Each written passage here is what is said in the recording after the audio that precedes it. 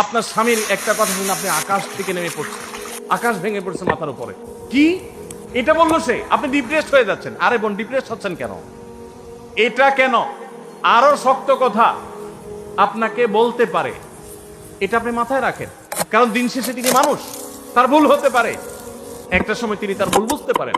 দাম্পত্য জীবনে যদি স্বামী স্ত্রী উভয়ে যদি ধৈর্যশীল না হয়, সবরকারী না হয়, হুটহাট রিয়াকশন করে ফেলে, কখনো দাম্পত্য জীবনে সুখী হওয়া সম্ভব নয়। মনে রাখতে হবে, একসাথে থাকতে গেলে, দুইটা পাতিল একসাথে থাকতে গেলে টুনটান লাগে না, বাধে হয় না? দাম্পত্য জীবনে টুকটাক সমস্যা হবেই, এটা প্রত্যাশিত। মনে রাখবেন, এই জিনিসটা যদি আপনি আগে থেকে মাথায় রাখেন, তাহলে আপনার কষ্ট অনেকখানি দূর হয়ে যাবে। আমরা অনেকে আকাশ থেকে নেমে পড়ি। কি বলে? এত বড় সাহস, এই কথা বলতে পারে? কেন ভাই আশ্চর্য হচ্ছেন কেন? এর চেয়ে বেশি কথা বলতে পারে? মাথা বাড়ি মারছে? আরে ভাই ছুরি মারে নাই।